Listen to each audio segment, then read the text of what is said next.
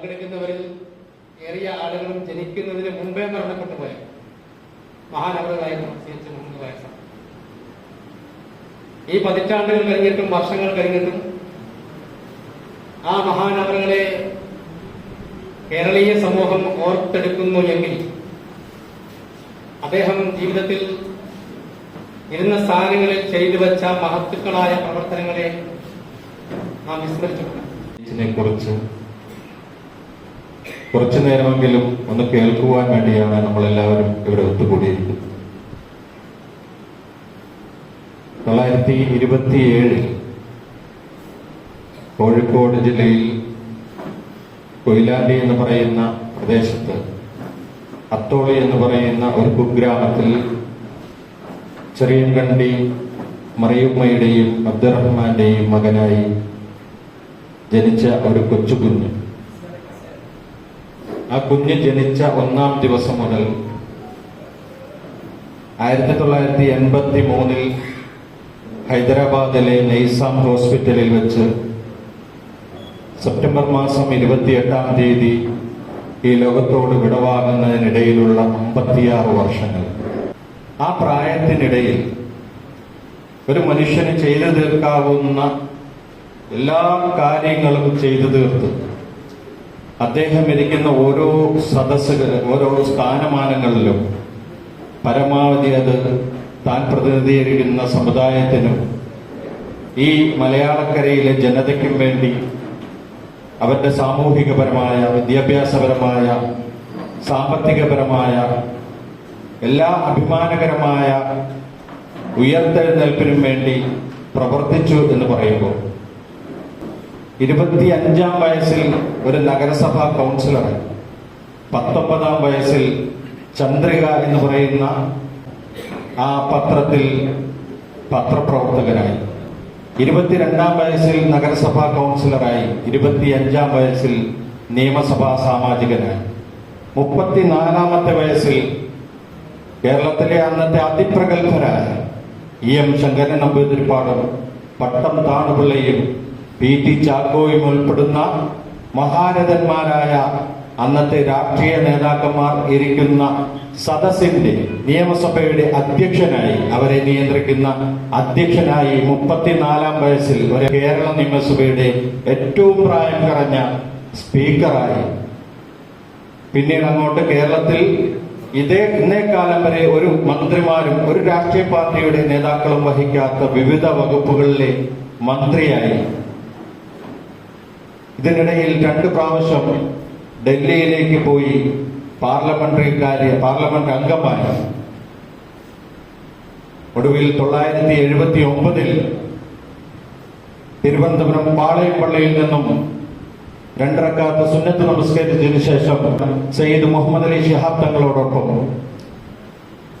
അവിടെ നിന്നും കേരള നിയമസഭയിലേക്ക് പോയി കേരളത്തിന്റെ ആദ്യത്തെ മുസ്ലിം മുഖ്യമന്ത്രിയായി, കേരള നിയമസഭയുടെ 10ാമത് മുഖ്യമന്ത്രിയായി, ഉപമുഖ്യമന്ത്രിയായി കടന്നുപോയ മഹാനായ CH എന്ന 2 അക്ഷരത്തിന്റെ കാവ്യം ആത്മാവിന്റെ യറകളിൽ പതിച്ചു വെച്ചോർ നമ്മൾ. മറക്കുകയില്ല, മടുക്കുകയില്ല, മധുകൾ പാടിയാൽ മതിയാകില്ല. CHനെ കൂടുതലായി എല്ലാവരും ഓർക്കുന്നു എന്നുള്ളതാണ് ഇതുകൊണ്ട് മനസ്സിലാക്കേണ്ട ഏറ്റവും വലിയ കാര്യം. ആ ഓർമ്മകൾ തീർച്ചയായിട്ടും മുന്നോട്ട് നടക്കാനുള്ള നമ്മുടെ ഊർജമാണ്. ഒരു മനുഷ്യൻ, നേരത്തെ ഇവിടെ സൂചിപ്പിച്ചു, 56 വർഷം എന്ന് പറയുന്നത് ഒരു മനുഷ്യായുസ്സിനെ സംബന്ധിച്ചിടത്തോളം ചെറിയൊരു കാലയളവ്. 56 വർഷം കൊണ്ട് ഒരുപാട് കാര്യങ്ങൾ ചെയ്തു തീർത്ത് കടന്നുപോയതാണ്. ഒരാൾ എത്ര വർഷം ജീവിക്കുന്നു എന്നുള്ളതല്ല, ജീവിക്കുന്ന കാലത്ത് എത്രത്തോളം വർഷിച്ചു എന്നതാണ് ആ മനുഷ്യന്റെ മഹത്വത്തെ അടയാളപ്പെടുത്തുന്ന കാര്യം. ഈ 41 വർഷങ്ങൾക്ക് ശേഷവും ഏതെങ്കിലും ഒരു മുസ്ലിം ലീഗ് നേതാവിനെ ഇത്രമേൽ ആഘോഷത്തോടുകൂടെ ഓർക്കുന്നുണ്ട് എങ്കിൽ അത് CH മാത്രമാണ് എന്നാണ് എനിക്ക് തോന്നുന്നത്. മുസ്ലിം ലീഗിന് ഒരുപാട് നേതാക്കളുണ്ട്. ഹൈദരലത്ത് മുഹമ്മദ് ഇസ്മായിൽ സാഹിബ് മുതൽ നമുക്ക് അനുസ്മരിക്കാൻ കുറേയധികം നേതാക്കളുണ്ട്. പക്ഷേ CH അനുസ്മരിക്കുന്നത് പോലെ അത്രത്തോളം വിപുലമായി മറ്റാരെയും അനുസ്മരിക്കുന്നത് കാണാറില്ല. അതിനുള്ള ഒരു പ്രധാനപ്പെട്ട കാരണമായി ഞാൻ മനസ്സിലാക്കുന്നത് CH അത്രത്തോളം മുസ്ലിം ലീഗുകാരുടെ ഹൃദയത്തിൽ വജ്രശോഭയോടുകൂടി നിലനിൽക്കുന്നു എന്നുള്ളത് തന്നെയാണ്. CH ചെയ്ത നന്മകൾ, CH പ്രവൃത്തിബദ്ധത്തിൽ കൊണ്ടുവന്ന സമുദായത്തിന്റെ സമുദ്ധാരണത്തിന് വേണ്ടി, സാമൂഹികമായ ഉന്നതിക്ക് വേണ്ടി ചെയ്ത കാര്യങ്ങൾ, ആ കാര്യങ്ങളുടെ ഫലം നമ്മൾ ഇപ്പോഴും അനുഭവിച്ചു കൊണ്ടിരിക്കുകയാണ്. നമ്മളെന്ന് പറയുമ്പോൾ അത് മുസ്ലിങ്ങൾ മാത്രമല്ല, കേരളം ഒന്നടങ്കമാണ്. മുസ്ലിങ്ങൾക്ക് മാത്രമായി എന്തെങ്കിലും CH ചെയ്തു എന്ന് പറയുമ്പോൾ അതിൽ ചില അനൗചിത്യങ്ങളുണ്ട്. കാരണം മുസ്ലിങ്ങൾക്ക് വേണ്ടി ചെയ്തു എന്ന് നമുക്ക് തോന്നുന്ന പല കാര്യങ്ങളും ഈ സമൂഹത്തിന്റെ പൊതുവായ ഉന്നതിക്ക് കൂടി കാരണമാകുന്ന കാര്യങ്ങളാണ്. അതിലേറ്റവും പ്രധാനമായിട്ട് പറയേണ്ട ഒന്ന് ഹൈസ്കൂൾ വിദ്യാഭ്യാസം, സെക്കൻഡറി വിദ്യാഭ്യാസം സൗജന്യമാക്കിയ നടപടിയാണ്. ഇന്ത്യയിൽ ആദ്യമായി സെക്കൻഡറി വിദ്യാഭ്യാസം സൗജന്യമാക്കിയത് CH മുഹമ്മദ് കോയ സാഹിബാണ്. സ്കൂളിലേക്ക് പോകാൻ 6 രൂപ ഫീസ് കൊടുക്കാനില്ലാതെ സ്കൂളിലേക്ക് കുട്ടികൾ വരാതിരുന്ന ഒരു കാലമുണ്ടായിരുന്നു. 6 രൂപ എന്ന് പറയുന്നത് പഴയ കാലത്തെ 6 രൂപയെ കുറിച്ച്, അതായത് പവന് 40 രൂപയുണ്ടായിരുന്ന കാലത്തെ 6 രൂപ, ഇന്നിപ്പോ പവന് 57,000 രൂപയായി അല്ലെ? ആ കാലത്തെ 6 രൂപ കൊടുക്കാനില്ലാതെ സ്കൂളിലേക്ക് പോകാതിരുന്ന ഒരു ജനത, അവരുടെ മക്കൾ ഒന്നടങ്കം സ്കൂളിന്റെ പടി കണ്ടത് ഈ ഒരൊറ്റ കാരണത്തിലായിരുന്നു.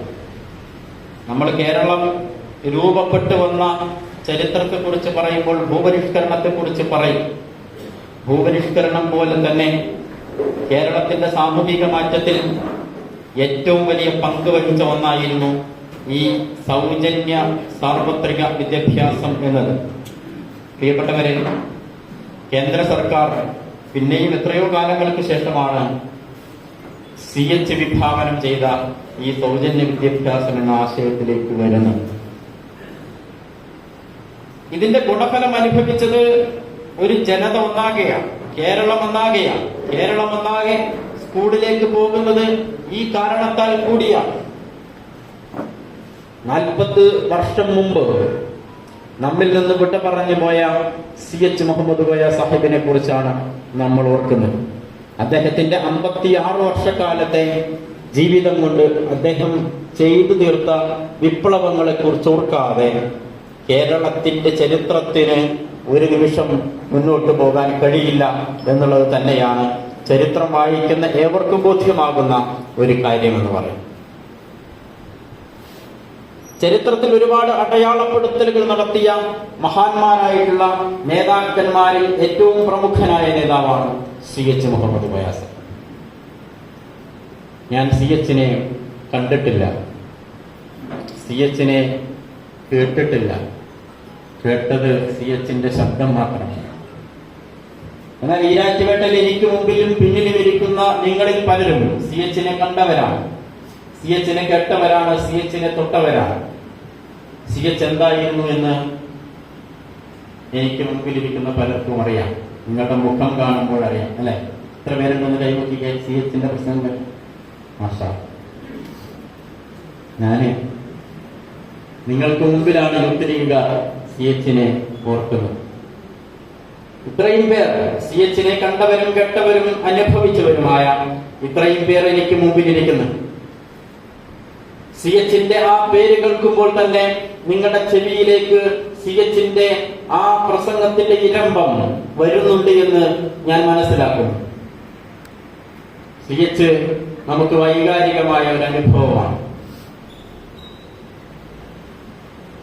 CH പ്രത്യേകിച്ചും മാപ്പിളമാരുടെ മലബാറിന്റെ വിദ്യാഭ്യാസം, ഞാൻ മലബാറിൽ നിന്നാണ് വരുന്നത്, മലബാറിന്റെ വിദ്യാഭ്യാസ മുന്നേറ്റത്തിന്, മലബാറിന്റെ സാമൂഹിക മാറ്റങ്ങൾക്ക് നൽകിയ ഒരു ചാലക ശക്തിയായിട്ട് പ്രവർത്തിച്ച ഒരു CH-നെ കുറിച്ച് പ്രത്യേകമായി ഓർക്കേണ്ടത്.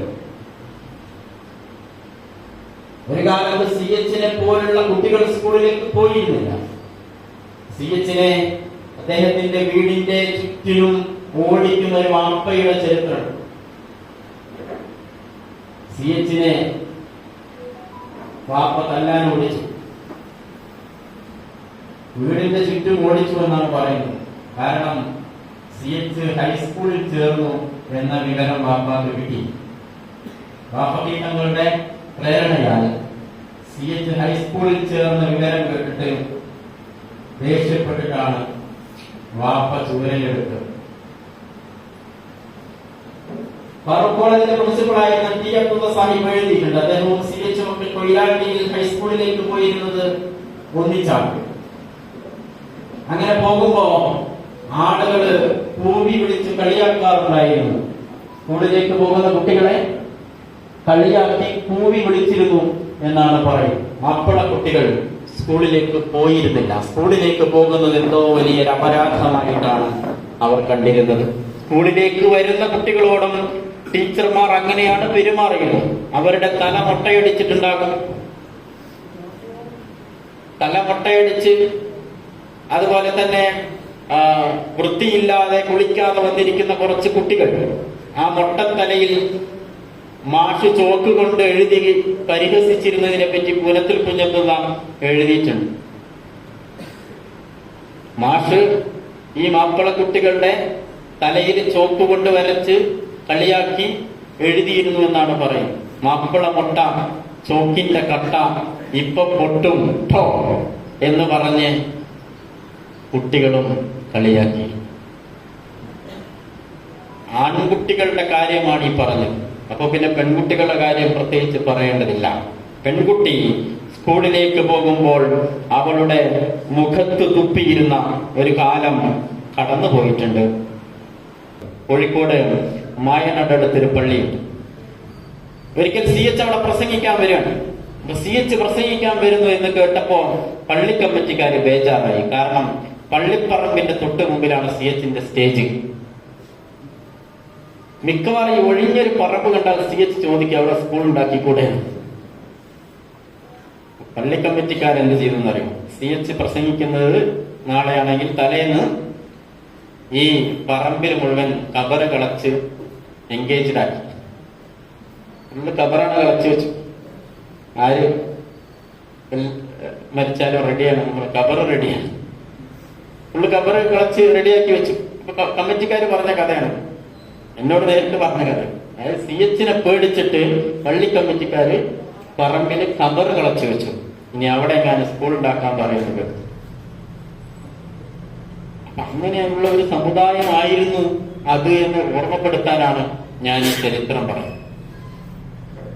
സ്കൂളിലേക്ക് വരാൻ മടിയായിരുന്നു ആൺകുട്ടികൾക്കും പെൺകുട്ടികൾക്കും, പെൺകുട്ടികൾക്ക് പ്രത്യേകിച്ച് എന്ന് ഞാൻ പറഞ്ഞു. ആ പെൺകുട്ടികളോട് CH പറഞ്ഞു, നിങ്ങൾ വന്നാൽ പൈസ ഞങ്ങൾ അങ്ങോട്ട് തരാം. അതാണ് ഇവിടെ ഉദ്ഘാടന പ്രസംഗത്തിൽ പറഞ്ഞു.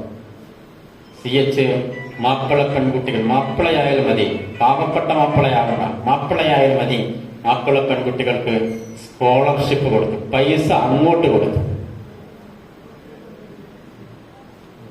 അത്രമേൽ ദീർഘവീക്ഷണത്തോട് അവരുടെ ആ സ്കോളർഷിപ്പിൽ പഠിച്ച് ജയിച്ച പെൺകുട്ടികൾ, അവരുടെ മക്കളാണ് പിൽക്കാലത്ത് സമൂഹത്തിൽ വിപ്ലവം ഉണ്ടാക്കിയത്. ഇവിടെ ഞാൻ വന്നപ്പോ ഡോക്ടർ D ബാബു പോളിന്റെ ഒരു കോട്ട് എഴുതി വെച്ചിട്ട്, CH ഇരുന്ന ഒരു പദവിയും CH എന്ന പ്രതിഭയേക്കാൾ ഉന്നതമായിരുന്നില്ല.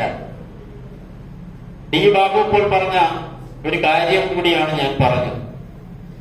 അതായത് മലബാറിലെ മക്കള പെണ്ണുങ്ങളെ വിദ്യാഭ്യാസ നവോത്ഥാനത്തിന്റെ പ്രാധാന്യം ബോധ്യപ്പെടുത്തി കൊടുത്തതിൽ CH-ന്റെ പങ്ക് വളരെ വലുതാണ്.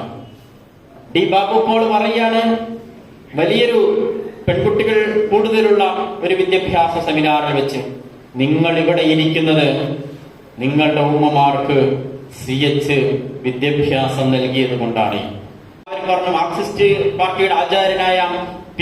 ഗോവിന്ദപിള്ള എഴുതിയിട്ടുണ്ട്, CH-നോട് ഞങ്ങളൊക്കെ പറഞ്ഞു മലബാറിലാണല്ലോ സർവകലാശാല വരുന്നത്, എന്നാ പിന്നെ മലബാർ സർവകലാശാല എന്ന് പേരിട്ടാ പോരെ, എന്തിനാണ് ഈ കാലിക്കറ്റ് സർവകലാശാല? കാലിക്കറ്റ് എന്ന പേരിൽ എന്തിനാണ് CH പിടിവാശി പിടിക്കുന്നത്? കാലിക്കറ്റ് എന്ന് തന്നെ പേര് വേണമെന്ന് CH വാശി പിടിക്കുകയാണ് ചെയ്തത്. എല്ലാവരും ചോദിച്ചു എന്താണ് ഈ കാലിക്കറ്റ്? CH പറഞ്ഞു, കാലിക്കറ്റ് എന്നത് ലോകമറിയപ്പെടുന്ന ഒരു നഗരത്തിന്റെ പേരാണ്. അറബികൾ കാലിക്കറ്റിനെ കാലിക്കൂത്ത് എന്നാണ് വിളിച്ചത്. ലോകം മുഴുവൻ കാലിക്കറ്റ് എന്നാണ് അറിയപ്പെടുന്നത്. കോഴിക്കോട് സർവകലാശാല എന്നല്ല പറയേണ്ടത്, കാലിക്കറ്റ് സർവകലാശാല എന്ന് തന്നെ പറയണം. CH അങ്ങനെ. CH ഒന്നുകൂടെ പറഞ്ഞു, മലബാറിൽ ഒരു സർവകലാശാല മതിയാകില്ല, ഭാവിയിൽ മലബാറിൽ ഒരു സർവകലാശാല മതിയാകില്ല. അതുകൊണ്ട് മലബാർ സർവകലാശാല എന്ന് പേരിട്ടാൽ പിന്നെ ഒരു സർവകലാശാല ഉണ്ടാക്കാൻ ചിലപ്പോ ബുദ്ധിമുട്ടാവും. ശ്രദ്ധിക്കണേ, എത്രത്തോളം ദീർഘവീക്ഷണത്തോടു കൂടിയാണ് CH ഇതിലൊക്കെ ഇടപെട്ടിരുന്നത്. CH-ന്റെ വാക്കുകൾ അന്വർത്ഥമായി. ഇപ്പൊ മലബാറിൽ ഒട്ടനേകം സർവകലാശാലകൾ വേറെ വന്നു അല്ലെ. കണ്ണൂർ സർവകലാശാലയുണ്ട്, കാസർഗോഡുണ്ട്, പല സർവകലാശാലകളും വന്നു. മലബാർ സർവകലാശാല അല്ല.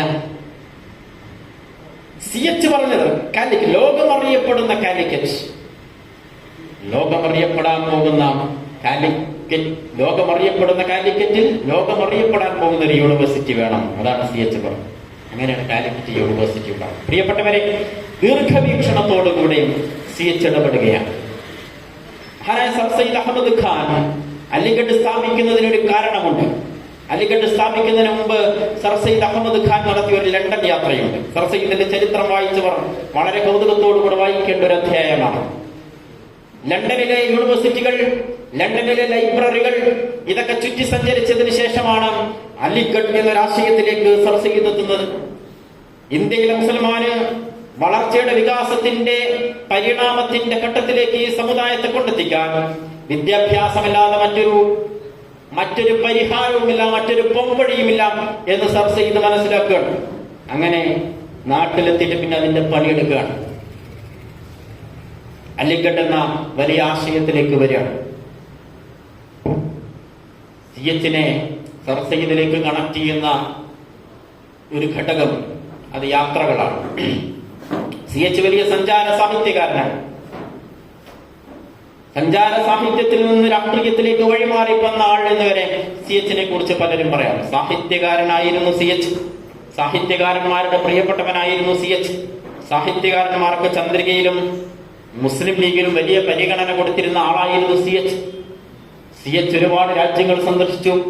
CH-ന്റെ ഹജ്ജ് യാത്രയുണ്ട്. എന്റെ ഹജ്ജ് യാത്ര ഏറ്റവും കൂടുതൽ വായിക്കപ്പെട്ട പുസ്തകങ്ങളിൽ ഒന്നാണ്. ഇപ്പോഴും നിങ്ങൾ വായിച്ചാൽ വളരെയധികം കൗതുകത്തോടുകൂടെ വായിച്ചു പോകാവുന്ന ചെറിയൊരു പുസ്തകമാണ്. അതായത് കപ്പലിൽ ഹജ്ജിന് പോയിരുന്ന കാലത്ത് 959 CH ആദ്യമായിട്ട് ഹജ്ജിന് പോകുന്നത്. അന്ന് കപ്പലിലാണ് ഹജ്ജ്. സൗദിയ എന്ന് പറയുന്ന ഒരു കപ്പലിൽ CH ഹജ്ജ് യാത്ര നടത്തുന്നതും ആ കപ്പലിനകത്തെ അനുഭവങ്ങളും സൗദിയിലേക്ക് ചെന്നിട്ട് ഹിജാസിന്റെ മണ്ണിലേക്ക് ഇറങ്ങുമ്പോൾ അനുഭവപ്പെടുന്ന അനുഭൂതിയും ഒക്കെ വളരെ മനോഹരമായി അവതരിപ്പിക്കുന്ന ഹജ്ജ് യാത്ര. കായികത്തിനോട് ചോദിക്കുന്നുള്ള ഒരാള്, കുറെ പാർട്ടി ഉണ്ടല്ലോ, പിന്നെന്തിനാണ് ലീഗ്? കായികത്ത് അതിന് മറുപടി കൊടുക്കുന്നുണ്ട്. കുറെ സുന്ദരികളായ പെൺകുട്ടികൾക്കിടയിൽ നിന്ന് എന്തിനാണ് അതീവ സുന്ദരിയായ ഒരാളെ തന്നെ നിങ്ങൾ കല്യാണം കഴിച്ചത് എന്ന് ചോദിക്കുന്നത് പോലെയാണ്. അപ്പൊ സ്ഥിതി കായികത്ത് ഒരിക്കലും മറ്റു പാർട്ടികളെ മോശമാണെന്ന് പറഞ്ഞിട്ടില്ല. മറ്റു പാർട്ടികൾക്കും അവരുടേതായ സൗന്ദര്യമുണ്ട്. പക്ഷേ ആ സൗന്ദര്യമുള്ള മറ്റു പാർട്ടികളിൽ നിന്ന് ഏറ്റവും മികച്ച, ഏറ്റവും സുന്ദരമായ ഒരു രാഷ്ട്രീയത്തെ ഞാൻ തിരഞ്ഞെടുത്തിരിക്കുന്നു എന്നാണ് കായികത്ത് പറഞ്ഞത്. ഈ ദേശം എല്ലാവരുടെയും ദേശമാണ്. ഇന്ന് CH-നെ അനുസ്മരിക്കുമ്പോൾ യൂത്ത് ലീഗ് പറഞ്ഞ ഒരു ഡിസ്കഷൻ നടത്തണമെന്നാണ്. ഈ സെമിനാറിന്റെ ടോപ്പിക് അതുകൂടിയാണ്. കേന്ദ്ര ഗവൺമെന്റ് ഒരു തെരഞ്ഞെടുപ്പ് എന്നുള്ള നിലക്കുള്ള നിയമനിർമ്മാണം നടത്താൻ പോകുന്ന ഘട്ടത്തിൽ അതിനെക്കുറിച്ച് കൂടി ചർച്ച ചെയ്യണമെന്ന് യൂത്ത് ലീഗ് നിർദ്ദേശിച്ചു. ഒരു ജനത, ആ ജനത ഒരു ജനതയാകുന്നത് എങ്ങനെ എന്ന് ചോദിച്ചാൽ എല്ലാവർക്കും പ്രാതിനിധ്യമുണ്ടാകുമ്പോഴാണ്. പ്രിയപ്പെട്ടവരെ, ഈ നാടുണ്ടല്ലോ, സിദി സാഹിബ് പറയുന്നുണ്ട് അസംബ്ലിയിൽ ഒരു പ്രസംഗത്തിൽ, ഈ നാട് എന്ന് പറയുന്നത് കുറെ സമതലങ്ങളും കുറെ കുന്നുകളും കുറെ മലകളും കുറെ റോഡുകളുമല്ല, മറിച്ച് ഇവിടങ്ങളിലൊക്കെ പാർക്കുന്ന മനുഷ്യരാണ്. ആ മനുഷ്യർക്കൊക്കെയും സംതൃപ്തമായ ഒരു ജീവിതം, സമൃദ്ധമായ ഒരു ജീവിതം സാധ്യമാക്കുക എന്നുള്ളതാണ് പ്രധാനം. സിദി സാഹിബ് പറയും. എന്തിനാണ് അവശ്യ ജനവിഭാഗങ്ങൾക്ക് വേണ്ടി ശബ്ദിക്കുന്നത് എന്ന് ചോദിക്കുമ്പോൾ CH പറയുന്നുണ്ട്, എന്റെ വീട്ടിൽ പോഷകാഹാര കുറവ് മൂലം പ്രയാസപ്പെടുന്ന ഒരു കുട്ടി ഉണ്ടെങ്കിൽ ഞാൻ ആ കുട്ടിയെ കൂടുതലായിട്ട് പരിഗണിക്കും. അത് മനുഷ്യ സഹജമാണ്. ഇക്കൂട്ടത്തിൽ അംഗപരിമിതിയുള്ള ഒരാളുണ്ടെങ്കിൽ അയാളെ നമ്മൾ ചവിട്ടി ഒരു മൂലയിലാക്കുകയാണോ ചെയ്യുക, മറിച്ച് പ്രത്യേകമായ കസേരയിട്ട് ആദരിച്ചിരുത്തുകയാണോ ചെയ്യുക? എന്തെങ്കിലും പരിമിതികളോ കുറവുകളോ ഉള്ള ആളുകൾ നമ്മുടെ കൂട്ടത്തിലുണ്ടെങ്കിൽ അവരെ കൂടുതൽ നന്നായി പരിഗണിക്കുകയാണ് നമ്മൾ ചെയ്യുക. അവർക്ക് വേണ്ടി കൂടുതൽ ചെലവഴിക്കുകയാണ് ചെയ്യുക. അവർക്ക് കൂടുതൽ പരിചരണവും സ്നേഹവും കൊടുക്കുകയാണ് ചെയ്യുക. CH പറഞ്ഞുള്ളത്, എന്റെ സമുദായത്തിന് അവശതയുണ്ട് എന്ന് ഞാൻ അറിഞ്ഞു. അതുകൊണ്ട് തന്നെ ആ സമുദായത്തിന്റെ അവശതകൾ പരിഹരിക്കുക എന്നുള്ളത് എന്റെ പ്രാഥമിക ബാധ്യതയാണ് എന്ന് ഞാൻ തിരിച്ചറിഞ്ഞു. ആ തിരിച്ചറിവിന്റെ അടിസ്ഥാനത്തിലാണ് ഞാൻ സമുദായത്തിന് വേണ്ടി ശബ്ദമുയർത്തുന്നത് എന്ന് CH പറയാം. ഒറ്റ തെരഞ്ഞെടുപ്പുമായി ബന്ധപ്പെട്ട ചർച്ച ഈ സെമിനാറുമായി ബന്ധപ്പെട്ട് നടത്തുമ്പോൾ നമ്മൾ മനസ്സിലാക്കേണ്ട ഒരു പ്രധാനപ്പെട്ട കാര്യം, സംഘപരിവാറിന്റെ നേതൃത്വത്തിൽ രാജ്യത്ത് അങ്ങോളം ഇങ്ങോളം നടപ്പിലാക്കിക്കൊണ്ടിരിക്കുന്ന ഒരുപാട് അജണ്ടകളിൽ ഒന്ന് മാത്രമാണ് അത് എന്നാണ്.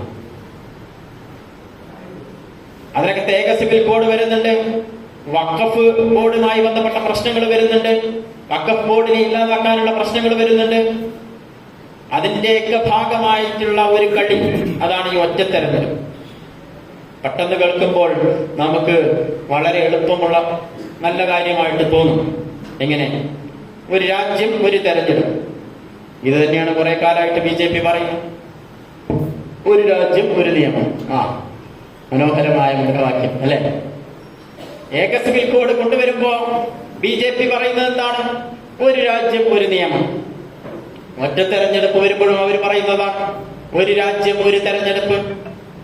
അപ്പൊ ലോക്സഭയിലേക്കും നിയമസഭയിലേക്കും തദ്ദേശ സ്ഥാപനങ്ങളിലേക്കും ഒറ്റയടിക്ക് തെരഞ്ഞെടുപ്പ് നടക്കുമ്പോ നിങ്ങൾക്ക് ഒറ്റ തവണ ബൂത്തിലേക്ക് പോയാൽ മതി, ഒറ്റ തവണ ചെലവഴിച്ചാൽ മതി. യഥാർത്ഥത്തിൽ ഇത് അപ്രായോഗികമായിട്ടുള്ള ഒരു നിയമമാണ് എന്ന് നിയമവിദഗ്ധരെല്ലാവരും പറയുമ്പോഴും BJP അതുമായിട്ട് മുന്നോട്ട് പോകും. വഖഫ് ബോർഡിനെ ഇല്ലാതാക്കാനുള്ള നിയമം വരുമ്പോഴും അത് തന്നെയാണ് BJP ചെയ്യുന്നത്. എങ്ങനെയാണ് ഈ ഒരു തീരുമാനത്തിലേക്ക് BJP എത്തുന്നതെന്ന് ചോദിച്ചാൽ അത് അവരുടെ കാലങ്ങളായിട്ടുള്ള അജണ്ടയുടെ ഭാഗം തന്നെയാണ്. ഫെഡറലിസത്തെ മുഴുവനായിട്ടും ഇല്ലാതാക്കുക. ഫെഡറൽ ഘടന എന്ന് പറഞ്ഞാൽ സംസ്ഥാനങ്ങൾക്ക് അവരുടേതായിട്ടുള്ള കാര്യങ്ങൾ തീരുമാനിക്കാനുള്ള റൈറ്റിനെയാണ് പറയുന്നത് ഫെഡറൽ ഘടന എന്ന് പറയുന്നത്. അതിനെ തകർക്കുക എന്നുള്ളതാണ് BJPയുടെ ലക്ഷ്യം. അതിന്റെ ഭാഗമായിട്ടാണ് ഈ നീക്കങ്ങളൊക്കെ നടന്നുകൊണ്ടിരിക്കുന്നത്. 2021 ഹിന്ദു ദിനപത്രത്തിൽ അരുൺ PS എന്ന് പറയുന്ന ഒരാൾ എഴുതിയൊരു ലേഖനമാണ്.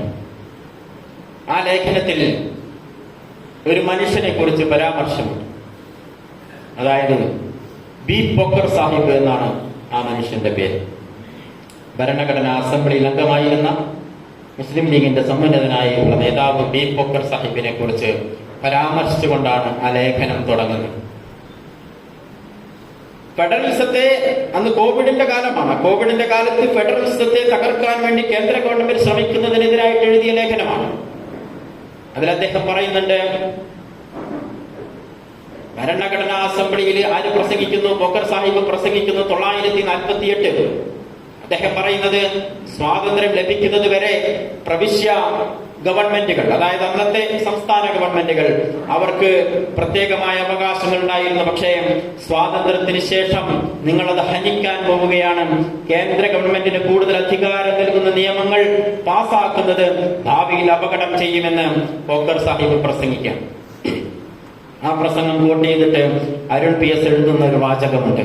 അതിങ്ങനെയാണ്: 1948 ബി പോക്കർ ബഹാദൂർ എന്ന് പറയുന്ന മനുഷ്യൻ പ്രസംഗിച്ചത് പ്രവചന സ്വഭാവമുള്ള വാക്കുകളായിരുന്നു.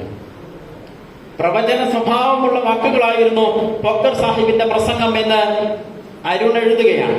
എന്താണ് ആ പ്രവചന സ്വഭാവം എന്ന് ഇന്ന് ഇന്ത്യയിലെ ചിത്രം ഇങ്ങനെ കാണുമ്പോൾ നമുക്ക് മനസ്സിലാവുകയാണ്. അതായത് സംസ്ഥാനങ്ങൾ അധികാരങ്ങൾ കുറച്ച് കേന്ദ്രത്തിലേക്ക് അധികാരങ്ങൾ കൂട്ടിക്കൂട്ടി രാജ്യം ഭരിക്കാൻ പോവാണ്. ഇങ്ങനെ പോയാൽ കുറച്ചു കഴിയുമ്പോൾ ഇവർ പറയും ഒരു രാജ്യമാണ്. അപ്പൊ ഒരു പാർട്ടി പോലെ അല്ലേ? BJP പോലെ ഒരു രാജ്യം ഒരു തെരഞ്ഞെടുപ്പ്, ഒരു രാജ്യം ഒരു നിയമം, ഒരു രാജ്യം ഒരു പെൻഷൻ അല്ലേ? എന്നാ പിന്നെ ഒരു രാജ്യം ഒരു പാർട്ടി. അതുപോലെ ഇന്ന് ഭാവിയിൽ ഇവർ ചോദിച്ചേക്കാം. എങ്ങനെയാണ് പല തെരഞ്ഞെടുപ്പുകൾ വരുന്ന? ആദ്യഘട്ടത്തിലൊക്കെ ഒന്നിച്ചാണ് തെരഞ്ഞെടുപ്പ് നടന്നത്. 57-ലെ തെരഞ്ഞെടുപ്പ്, 52-ലെ തെരഞ്ഞെടുപ്പ്, 62-ലെ തെരഞ്ഞെടുപ്പൊക്കെ ഒന്നിച്ചാണ് അല്ലെ? ലോക്സഭയും നിയമസഭയും ഒന്നിച്ചാണ്. പക്ഷെ പിന്നീട് അത് മാറുന്നത് ഈ നിയമസഭകൾ അസ്ഥിരമായപ്പോഴാണ്. നിയമസഭകൾ അസ്ഥിരമായി, ചില നിയമസഭകൾ 2 കൊല്ലം കഴിഞ്ഞാൽ മറിയും. അപ്പോ തെരഞ്ഞെടുപ്പ് നടത്തേണ്ടി വരും. അപ്പൊ അടുത്ത 3 കൊല്ലത്തേക്ക് കാത്തിരിക്കാൻ പറ്റൂല. 2029-ലെ തെരഞ്ഞെടുപ്പിന് മുമ്പ് 2026-ലാണ് നിയമസഭാ തെരഞ്ഞെടുപ്പ് നടക്കേണ്ടത്.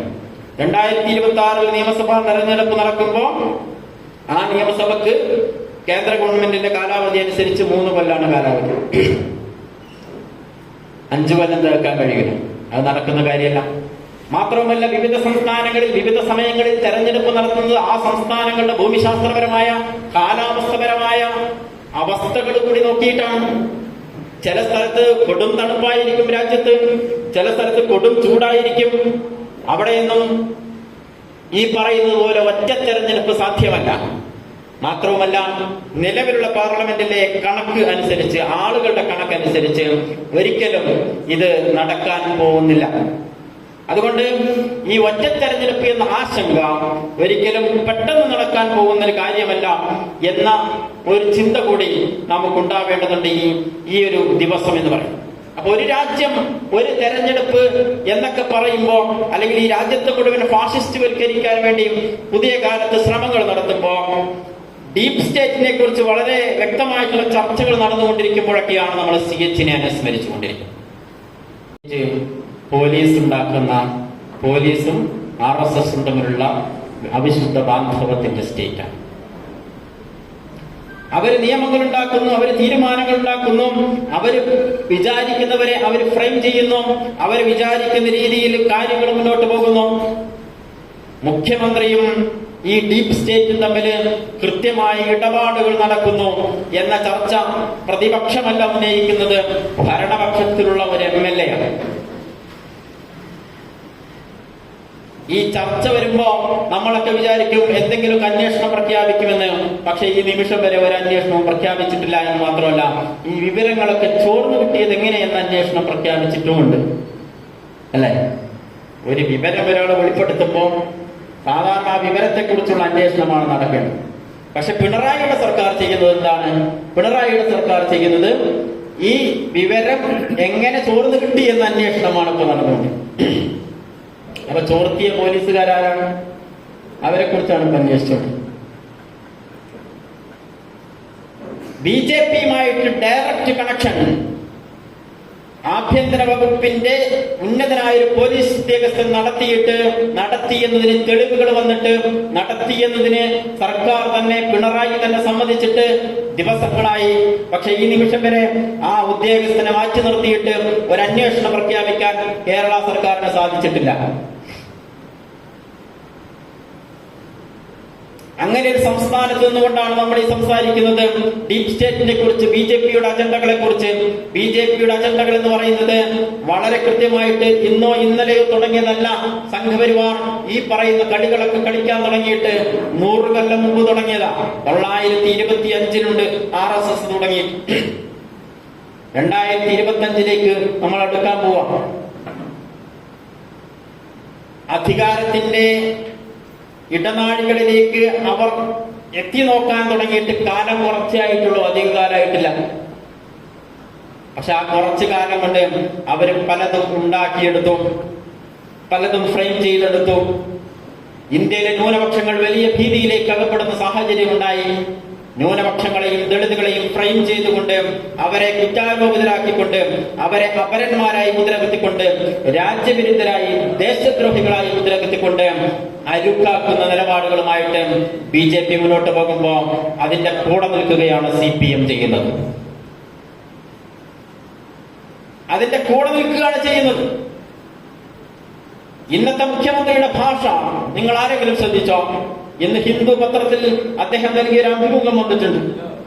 ആ അഭിമുഖത്തിൽ വളരെ കൃത്യമായിട്ട് മുഖ്യമന്ത്രി പറയുന്ന ഒരു ലാംഗ്വേജ് ഉണ്ട്. എന്താണത്? മലപ്പുറത്ത് കുറച്ച് ഹവാലയും സ്വർണ്ണക്കടത്തും ഒക്കെ നടക്കുന്നുണ്ട്, അത് പിടിക്കുന്നതാണ് ഇയാളുടെ പ്രശ്നം. അൻവർ നമ്മുടെ വിഷയമല്ല കേട്ടോ. അൻവർ നാളെ എന്ന് പറയുന്നത് നമുക്കറിയില്ല, അതുകൊണ്ട് അൻവർ നമ്മുടെ വിഷയമല്ല. പക്ഷെ അദ്ദേഹം ഉയർത്തിയ കുറെ വിഷയങ്ങളുണ്ട്, ആ വിഷയത്തെ കുറിച്ചാണ് നമ്മുടെ ചർച്ച. മലപ്പുറത്ത് ഒരു വിമാനത്താവളമുണ്ട്. ആ വിമാനത്താവളത്തിന്റെ ഒരു കാലിക്കറ്റ് എയർപോർട്ടിനാണ്. ആ കാലിക്കറ്റ് എയർപോർട്ടിൽ വന്നിറങ്ങുന്ന, അതുമായി ബന്ധപ്പെട്ട് പിടിപ്പിക്കപ്പെടുന്ന സംഗതികളെയൊക്കെ മലപ്പുറത്തിന്റെ അക്കൗണ്ടിലേക്ക് എഴുതി വെച്ചിരിക്കുകയാണ്. അവിടെ സ്വർണം വരുന്നുണ്ടെങ്കിൽ ആ സ്വർണം മലപ്പുറത്തുകാർക്ക് വേണ്ടി മാത്രം വരുന്നതല്ല. പക്ഷെ പിണറായിയുടെ കണക്കിന് അത് മലപ്പുറത്തുകാരുടെ സ്വർണം. എന്നാൽ പിണറായി പറയുന്നില്ല ഈ സ്വർണം ആർക്ക് വേണ്ടി കൊണ്ടുവന്നു, ഈ സ്വർണം വരാൻ കാരണക്കാരൻ ആരാണ്, അയാളെ പിടിച്ചിട്ടുണ്ടോ? ഇല്ല. രാജ്യദ്രോഹ പ്രവർത്തനങ്ങൾക്ക് വേണ്ടി ഈ മലപ്പുറത്ത് വരുന്ന ഹവാലയിൽ സ്വർണം ഉപയോഗിച്ചിരുന്നു എന്നാണ് പിണറായി പറയുന്ന മറ്റൊരു വാക്ക്. എന്നാൽ ഈ രാജ്യദ്രോഹികൾ ആരാണ്? ആരാണ് ഈ ദേശദ്രോഹികൾ? Who is that? അയാളുടെ പേര് പറഞ്ഞോ? ഇല്ല. ആരെങ്കിലും കഴിഞ്ഞ 5 വർഷത്തെ കണക്കാണല്ലോ മുമ്പിൽ പറഞ്ഞത്. ഈ 5 വർഷത്തിനിടയിൽ ആരെങ്കിലും ഇതിന്റെ പേരിൽ പിണറായി ആഭ്യന്തര വകുപ്പ് ഭരിക്കുന്ന പിണറായിയുടെ പോലീസ് അറസ്റ്റ് ചെയ്തോ? ഇല്ല. ആരെയും അറസ്റ്റ് ചെയ്തിട്ടില്ല. പിന്നെന്താണ് ഈ പറച്ചിലിന്റെ ലക്ഷ്യം? ഈ പറച്ച് വളരെ കൃത്യമാണ്. RSSഉം BJPയും എന്താണോ മലപ്പുറത്തെ ഫ്രെയിം ചെയ്യാൻ, അല്ലെങ്കിൽ ന്യൂനപക്ഷങ്ങളെ ഫ്രെയിം ചെയ്യാൻ വേണ്ടി പറഞ്ഞുകൊണ്ടിരിക്കുന്നത്, അത് അതേപോലെ അക്ഷരം തെറ്റാതെ പിണറായി വിജയൻ ആവർത്തിക്കുകയാണ്. ഒരക്ഷരവും തെറ്റാതെ പിണറായി RSSന്റെ നാവായി മാറിയിരിക്കുന്ന കേരളത്തിലാണ് നമ്മൾ ഇന്ന് ജീവിക്കുന്നത്. കമ്മ്യൂണിസ്റ്റുകാരനായ ഒരു മുഖ്യമന്ത്രി RSSകാരന്റെ നാവായി മാറിയിരിക്കുന്നു.